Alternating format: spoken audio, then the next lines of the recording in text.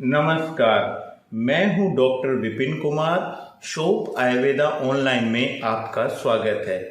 आज की हमारी वीडियो का विषय है कॉन्स्टिपेशन या पेट साफ न होना। काफ़ी लोग कॉन्स्टिपेशन से परेशान हैं। मैंने अपनी 15 साल की प्रैक्टिस में ये पाया है कि हर दूसरा तीसरा किसी को कम किसी को ज़्यादा वो कॉन्स्टिपेशन का रोगी अवश्य है। तो और होता क्या है उसके समाधान में, लोग जो हैं कोई भी चूरन, कोई भी जड़ी बूटी, कोई भी अंग्रेजी दवाई जिसने जो बता दिया वो ले लेते हैं और खा लेते हैं। कुछ समय तक तो आराम मिलता है और फिर उसके बाद आराम मिलना बंद हो जाता है। यदि आप सचमुच इस समस्या का समाधान करना चाहते हैं तो ये वीडियो खास आपके लिए है। वीडियो एंड तक देखिए और यदि आपने हमारा चैनल सब्सक्राइब नहीं करा है तो इस चैनल को सब्सक्राइब कीजिए। सबसे पहले कब्ज की बात करने में ये सवाल ये आता है कि आप कॉन्स्टिपेशन से ग्रस्त हैं या नहीं हैं, क्योंकि मैंने अपनी 15 साल की आयुर्वेदिक प्रैक्टिस में ये कई बार देखा है कि जब मैं पेशेंट से सवाल करता हूँ कि आपका पेट साफ होता है या नहीं, तो उसका जवाब कई बार कंफ्यूज भरा होता है। वो ये बता ही नहीं कर पाता है कि सही में उसका पेट साफ होता है या नहीं है। अब मैं आपको बताता हूँ कि आप खुद में ये बात का कैसे पता लगाएं कि आपका पेट सही में साफ होता है या नहीं है। इसके लिए तीन या चार चीज़ें हैं। सबसे पहले की बात यह है कि कोई नॉर्मल आदमी यदि उसे प्रॉपर भूख लग रही है तो 24 घंटे में उसे 1 या 2 बार मल त्याग करना चाहिए। यदि कोई आदमी 24 घंटे में 1 बार भी मल त्याग नहीं कर रहा है तो उसे सचेत हो जाना चाहिए कि उसे जो है कॉन्स्टिपेशन की कोई समस्या है। दूसरी बात, यदि मल त्याग करने में आपको एक्स्ट्रा प्रेशर या एक्स्ट्रा जोर लगाना पड़ रहा है तो ये भी आपके स्वास्थ्य के लिए ठीक नहीं है। आप जो है सचेत हो जाएं कि आपको कहीं ना कहीं थोड़ा बहुत कॉन्स्टिपेशन है। तीसरी बात, यदि मल त्याग करते दफ़ा आपको दर्द होता है कहीं भी तो आप समझ जाइए कि आपको जो है कॉन्स्टिपेशन है। चौथी बात, यदि आप जो का पेट एक बार में साफ नहीं होता और आप बार बार 2 या 3 बार जाते हैं तब जाके आप सेटिस्फाई हो पाते हैं या कई बार नहीं हो पाते, तो फिर भी जो है आप तैयार हो जाइए या आप सचेत हो जाइए कि आपको जो है कहीं ना कहीं कॉन्स्टिपेशन की परेशानी है। एक बात और, आप जो आपका मल होना चाहिए वो केले का छिलका उतारना जैसा अंदर का होता है ना, ऐसा बंधा हुआ होना चाहिए। उसके अंदर कोई दुर्गंध नहीं होनी चाहिए और वो आराम से बिल्कुल नेचुरल तरीके से बिना किसी दर्द के बिना किसी तकलीफ के अपने आप ही साफ होना चाहिए। और आप यदि ऐसा नहीं होता है तो आपको उसकी तरफ ध्यान देना चाहिए, क्योंकि जो है कॉन्स्टिपेशन अपने आप में कोई बीमारी नहीं है, वो एक लक्षण है। और यदि सही टाइम पे इसका इलाज या इसकी तरफ ध्यान ना दिया गया तो ये फिशर, फिस्टुला, पाइल्स जैसी भयंकर बीमारी की तरफ आपको लेके जा सकता है। दूसरी बात कि कब्ज जो होता है उसके कारण बहुत सारी दिक्कतें होती हैं। कहीं ना कहीं सciatica दर्द में, कहीं ना कहीं सर्वाइकल में, कहीं ना कहीं रिमेटॉइड अर्थराइटिस में जिसे आम बात बोला जाता है, शरीर में जकड़ाहट में, कहीं ना कहीं उसमें जो है कब्ज ही जिम्मेदार होता है। तो आपको कब्ज को सीरियस लेना है। देखिए, पेट साफ एक नेचुरल प्रोसेस है, उसके लिए किसी भी दवाई की ज़रूरत नहीं होनी चाहिए। ये अपने आप ही साफ होना चाहिए। मैंने इम्यूनिटी वाली वीडियो में आपको बताया है कि यदि आपका पेट अपने आप साफ हो रहा है तो इसका मतलब आपकी इम्यूनिटी बहुत अच्छी है, नेचुरल तरीके से साफ हो रहा है। इससे पता चलता है कि आपका पेट जो है साफ होना कितना जरूरी प्रक्रिया है। और शरीर के लिए आयुर्वेद में ये बताया गया है, सोचानंद ही परम आनंद है। यानी यदि आपकी सोच जो है प्रॉपर हुई है तो आपका स्वास्थ्य बहुत अच्छा है और आप आनंद की अनुभूति करते हैं और आपके मन में प्रसन्नता का भाव होता है, शरीर में हल्कापन महसूस होता है और सभी कामों में मन लगता है आपका, पूरे दिन फ्रेश रहते हैं। यदि आपने महसूस भी किया होगा कि यदि आपका पेट साफ नहीं हुआ है सुबह, तो आपका किसी भी काम में मन नहीं लगता और आपको ऐसा लगता है कि जैसे कुछ अच्छा सा नहीं लग रहा है। इसलिए पेट साफ होना कितना उपयोगी और ज़रूरी है। मैंने अक्सर अपनी प्रैक्टिस में देखा है कि जब लोग मेरे पास यह लेकर आते हैं कि उनका पेट साफ नहीं हो रहा है और कुछ समय तक साफ होता है, फिर उसके बाद साफ नहीं हो रहा है, तो उसकी वजह का उन्हें पता नहीं है। वो इसे समझते हैं कि कॉन्स्टिपेशन एक बीमारी है और हम दवाई लेंगे और ये जो है ठीक हो जाएगी। मैंने पहले भी बताया है, कॉन्स्टिपेशन जो है एक बीमारी नहीं है, ये एक लक्षण है। और आप दवाई खाकर पेट साफ कर लेते हैं, उसमें क्या होता है, पेट खराब या कब्ज होने की वजह क्या है, इसके ऊपर काम नहीं होता है। सबसे पहले कॉन्स्टिपेशन खत्म करने के लिए आपको ये जानना बहुत ज़रूरी है कि आखिर आपका पेट साफ क्यों नहीं हो रहा है। आपको ये जान लेंगे तब आप उसका उपाय करेंगे और पेट आपका साफ नेचुरल तरीके से होगा। आयुर्वेदिक दृष्टिकोण से कब्ज होने के 2 कारण हैं। पहला कारण है हमारी अग्नि यानी हमारी डाइजेस्टिव पावर। दूसरा कारण है हमारी आंतों में हमारी वात की स्थिति, यानी हमारी आंतों में वात जो है कम हो गई या ज़्यादा हो गई, उससे भी जो है हमें कॉन्स्टिपेशन होता है, जिसे नॉर्मल भाषा में या इंग्लिश लैंग्वेज में पैरासिटाइटिक मूवमेंट बोलते हैं। अब ये सवाल ही पैदा होता है कि हमारी अग्नि जो है विकृत क्यों होती है, यानी डाइजेस्टिव पावर हमारी कमज़ोर क्यों होती है। उसके लिए जिम्मेदार है हमारा खान पान, यानी हमारा जो खाना है वो उतना शुद्ध या उतना अच्छा नहीं रह गया है जैसे पूर्व में हुआ करता था। ये आप लोग भी इस बात से सहमत होंगे। आजकल हम उन खाने को प्रीफर करते हैं जो हमारी सेहत के लिए बिल्कुल भी अच्छी नहीं है। For example fast food, pizza, तली हुई चीज़ें, बर्गर, चाउमीन, ये सब चीज़ें जो होती हैं ये हमारी डाइजेस्टिव पावर यानी अग्नि के लिए बिल्कुल भी अच्छी नहीं होती। दूसरी बात, हमारा जो पारंपरिक खाना है, घर का खाना है, जो हमारे ऋषि मुनि या हमारे बड़ों ने हमें बताया है, हम उसे धीरे धीरे छोड़ते चले जा रहे हैं। कभी कभी तो वो सब चलता है बाहर की चीज़ें, लेकिन उसे बार बार खाना जो होता है हमारी अग्नि को विकृत करता है। दूसरा कारण, हम घर की बनी हुई चीज़ें भी खाते हैं तो उनका खाने का भी हमारे पास प्रॉपर नहीं होता।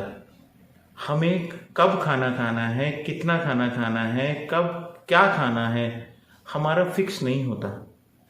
हम बस जब मन करे हम खा लेते हैं, बिना भूख के भी खा लेते हैं। तो यही कारण है कि हमारी जो अग्नि जो होती है, डाइजेस्टिव पावर होती है, वो विकृत हो जाती है। दूसरा, हम इस दौड़ भाग वाले जीवन में जो है मानसिक स्थिति से गुजर रहे हैं। हम सबके ऊपर बहुत ज़्यादा प्रेशर है, पैसे कमाने का प्रेशर है, आगे बढ़ने का प्रेशर है और न जाने पता नहीं कौन कौन से प्रेशर हम अपने सिर पर लिए घूम रहे हैं। उसका सीधा असर जो होता है हमारी अग्नि के ऊपर होता है और वो विकृत होती है।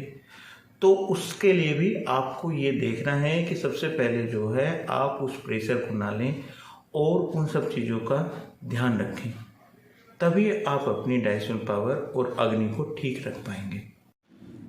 कब्ज की चिकित्सा के लिए सबसे पहले आपको उन कारणों को ख़त्म करना है जो मैंने पहले बताए हैं, क्योंकि आयुर्वेद में बताया गया है कि सबसे पहले चिकित्सा है कि निदान, यानी जो कारण उस बीमारी को पैदा करने के लिए होते हैं उन्हें आप ठीक करें।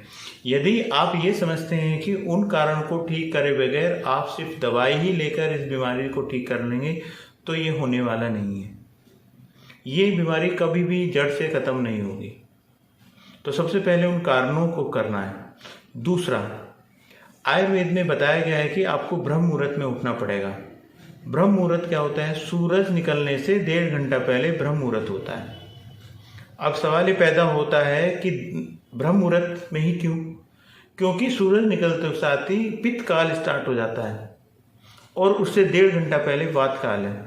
तो यदि आपको जो है मल त्याग वात काल में आप करते हैं तो उस पल जो है वात पूरी तरीके से आपकी बॉडी में डोमिनेंट होती है, जिससे जो है अपान वायु पूरी तरह से आपका पेट साफ कर देगी और आपको किसी तरह की कोई परेशानी नहीं होगी। तो इसीलिए आपको ब्रह्म मुहूर्त में उठना है। दूसरे आयुर्वेद में बताया गया है कि उठने के एकदम बाद आपको अपने बॉडी को इस तरह की आदत डालनी है कि उठतों के साथ ही आपको जो है सोच के ले जाना है।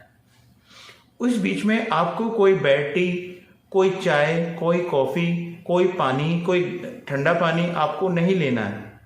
बहुत से लोग मैंने देखे हैं कि वो जो हैं सीधा सोच को नहीं जाते हैं, वो इस बीच में जो है जब भी दिक्कत होती है तो तब वो जाते हैं। ऐसा आपको नहीं करना है। यदि आपको आदत नहीं है तो जैसे छोटे बच्चे को ट्रेनिंग देते हैं ऐसे ही आप अपने आप को ट्रेनिंग दे सकते हैं। कुछ समय तक आप ट्रेनिंग देंगे तो मुझे पूरा विश्वास है कि आपको एकदम वो ट्रेनिंग आपका शरीर मान लेगा और सुबह उठते साथ ही आपको सबसे पहला काम जो है आपको मल त्याग करना होगा। ये सबसे पहली अवस्था जो है आचार्यों ने बताई है। दूसरी बात कि आपको जो मल त्याग करना है वो उखड़ियों बैठ के करना है, यानी इंडियन टॉयलेट का इस्तेमाल करना है। और यदि आपको इंग्लिश टॉयलेट का इस्तेमाल करना पड़ जाए या आपके घरों में इंग्लिश टॉयलेट है तो फिर आजकल बाजार में एक स्टूल आ रहा है, वो इस तरह का स्टूल से जो है आपको मल त्याग करना है। अपने दिनचर्या में प्राणायाम और कुछ व्यायाम को भी सम्मिलित करें और जो पूरी अच्छी तरीके से, जब आपको पूरी अच्छी तरीके से भूख लगे तभी आपको खाना खाना चाहिए और घर से का बना हुआ ताज़ा सात्विक ही खाना खाना चाहिए और आपको बैलेंस डाइट लेनी चाहिए और जो आप दाल खाते हैं चाहिए, यानी छिलके वाली लेनी चाहिए, छिलके वाली दाल आपको लेनी चाहिए। फल का इस्तेमाल भी आपको खाने में करना चाहिए। फल जो होना चाहिए मौसमी फल होना चाहिए और वो फल होना चाहिए जो आपके आसपास मिलता है, वही फल आपको लेना चाहिए। आपको गाय के घी का भी प्रयोग अवश्य करना चाहिए, क्योंकि गाय का घी क्या करता है, आपके आंतों को जो आपका स्टूल है उसे स्निग्ध बनाता है, उसे टाइट नहीं होने देता। और यदि आप तेल का प्रयोग कर सकें तो आप तेल का भी प्रयोग करना चाहिए। तेल आपको जो है तली हुई चीज़ों में नहीं, ना ही खाने के साथ छोंक के साथ आपको लेना है। तेल आपको जो है ऐसे ही कच्चा तेल आपको लेना है, जो कि आपको खाने में, जो आपकी आंतों में जो आपका स्टूल है उसे वो टाइट नहीं होने देता। दूसरी बात, यदि आप तेल ना ले पाएँ तो रात को सोते दफ़ा गुनगुने पानी में 1 चम्मच घी डालकर आप ले सकते हैं। ये भी आपको का स्टूल के लिए बहुत ही फायदेमंद होता है। देखिए, आयुर्वेद में पेट साफ की औषधियाँ 4 प्रकार की बताई गई हैं: अनुलोमन, स्दर्शन, भेदक और विरेचक। ऐसी औषधियाँ बताई हैं जो आपकी बीमारी के लक्षण और उसी के अनुसार दवाई बताई जाती है। देखिए, जैसे जिसका पेट साफ तो होता है लेकिन सेटिस्फेक्शन नहीं होता, उसको 1-2 बार जाना पड़ता है, यानी उसे माइल्ड ही लग्जेटिव की ज़रूरत होती है। उसके लिए आप जो है आप अपने घर में काला मुनक्खा जो है उसका इस्तेमाल कर सकते हैं। मुलेठी का चूर्ण 1-1 चम्मच गुनगुने पानी के साथ ले सकते हैं, या फिर अरबी पत्ती का चूर्ण जो है खाना खाने से पहले गुनगुने पानी के साथ ले सकते हैं। अगर आपका स्टूल बंधा हुआ नहीं आता और बहुत ही स्टिकीनेस है, बहुत ही चिकनापन उसमें रहता है, तो आप त्रिफला का प्रयोग कर सकते हैं। त्रिफला का चूर्ण 1-1 चम्मच गुनगुने पानी के साथ ले सकते हैं। यदि आपका स्टूल जो है बहुत हार्ड आता है तो आप त्रिफला का चूर्ण का प्रयोग नहीं करना चाहिए, क्योंकि त्रिफला में गुण होते हैं रुष्क, रुक्ष गुण होते हैं, ड्राइनेस होती है, वो स्टूल को और हार्ड कर देता है। उसके लिए पहले बताया गया जो है गाय का घी आप जो है गुनगुने पानी में डालकर जो है रात को ले सकते हैं, या फिर जो है तेल का प्रयोग आप कर सकते हैं, जो मैंने बताया था कच्चा तेल का प्रयोग। अगर उससे भी आपको लाभ नहीं मिलता तो एरंड का तेल का प्रयोग कर सकते हैं, क्योंकि एरंड का तेल अत्यधिक तीक्ष्ण होता है, तो उसका इस्तेमाल जो है आप चिकित्सक के से पूछकर ही करना चाहिए। दूसरी बात, आपने ये देखा है कि कॉन्स्टिपेशन या आयुर्वेद में जो है कॉन्स्टिपेशन का इलाज एक जैसा नहीं होता, वो अलग लक्षण और अलग अलग बीमारी के आधार पर होता है। तो यदि आपको और भी इसके बारे में जानकारी चाहिए तो अपने जो पास के वैद्य हैं, चिकित्सक हैं, आयुर्वेदिक डॉक्टर हैं, उनके पास जाकर आप अपना इलाज करा सकते हैं। देखिए, आपने देखा होगा कि जो लोग लंबे समय तक लैक्सेटिव या पेट साफ करने वाली चीज़ों का प्रयोग करते हैं तो उनकी आंत कमज़ोर हो जाती हैं, ड्राई हो जाती हैं, रुष्क हो जाती हैं। तो आपको लंबे समय तक पेट साफ करने वाली चीज़ों का प्रयोग नहीं करना चाहिए। दूसरी बात, यदि आपकी आंत जो है कमज़ोर हो गई हैं या फिर आप दवाई लेने के बावजूद भी कॉन्स्टिपेशन आपका ठीक नहीं हो रहा है या वो बहुत ड्राई हो गई हैं, तो उसके लिए आयुर्वेद में एक बहुत अच्छा पंचकर्मा है जिसे हम बस्ती कर्म बोलते हैं। इस कर्म में क्या करते हैं, हम कुछ औषधियाँ, कुछ तेल, मधु और घी हम एक साथ मिक्स करके एनल रीजन से डालते हैं। उससे क्या होता है कि आंतों की रुष्टता, ड्राइनेस जो है दूर होती है, और ये कर्म जो है बहुत ही बेहतरीन कर्म है, आप इसे करा सकते हैं। और यदि इस वीडियो में बताई गई सारी बातों को आप अपने जीवन में अपनाएं तो निश्चित ही मुझे पूर्ण विश्वास है कि आप ये भयंकर कॉन्स्टिपेशन या कब्ज जैसी बीमारी से दूर हो सकते हैं। यदि ये वीडियो आपको अच्छा लगा हो तो इस वीडियो को शेयर कीजिए, सब्सक्राइब कीजिए और लाइक कीजिए। मिलते हैं किसी अगली वीडियो में। बहुत बहुत धन्यवाद।